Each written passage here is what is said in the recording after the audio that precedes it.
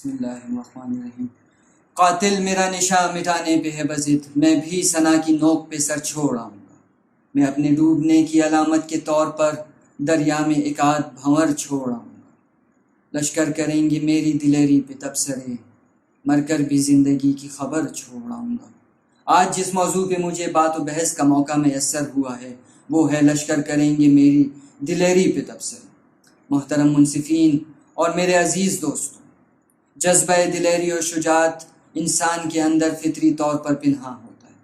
یہ جسم خاکی تو ایک خاص مدت اور میعاد تک ہی ہمیں عطا ہوتا ہے، جس کے بعد اس جسم کا فنا ہونا واجب ہو جاتا ہے۔ یہی مدت و میعاد ہوتی ہے جس میں ہر انسان اپنی ایک منفرد داستان رقم کرتا ہے۔ جسم خاک ہو جاتا ہے مگر یہ داستانیں ہمیشہ باقی رہتی ہیں۔ ڈر و خوف پر مبنی ہوئی تو کوئی نہیں جانتا، گویا پر مبنی خوف و ڈر داستانیں بھی خاک ہی ہوئیں۔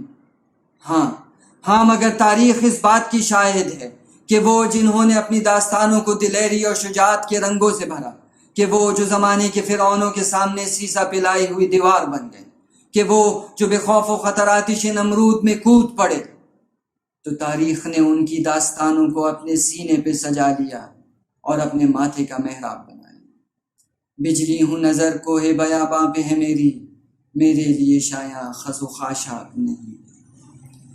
گریکس ہوں، رومنز، منگولز ہوں یا ترکس، بینزنٹائنز، عربز ہوں یا کہ انڈینز، تاریخ کے اوراق پہ نظر ڈالی جائے تو ہم دیکھ سکتے ہیں سلطنتیں قائم ہوئی اور ماضی بن گئی۔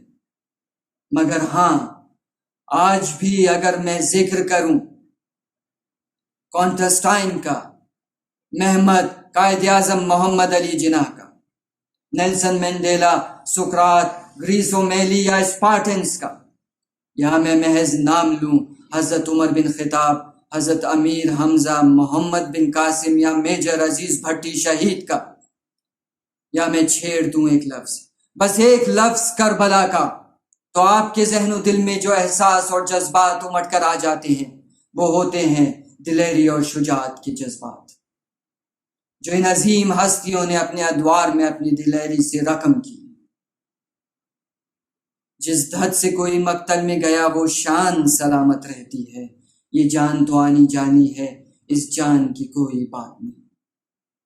عالی ذی وقار، میں بات کیوں نہ کروں یہاں اس امر کی کہ جب ہم خوف و ڈر کے قلعے سے باہر دلیری اور شجاعت کی دنیا میں قدم رکھتے ہیں تو زندگی اور موت کے معنی و مفہوم تبدیل ہو جاتے ہیں۔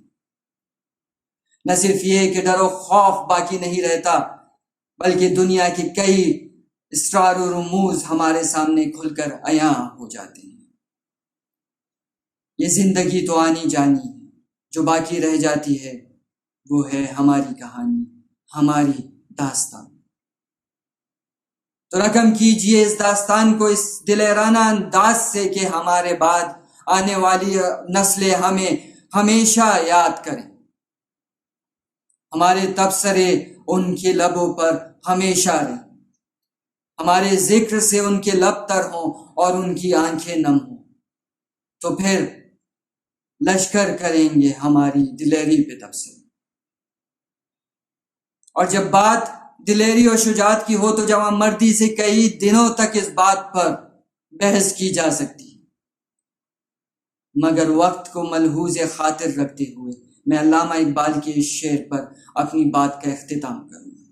نہ میں عجمی، نہ ہندی، نہ عراقی و حجازی، کہ خودی سے میں نے سیکھی دو جہاں سے بے نیازی۔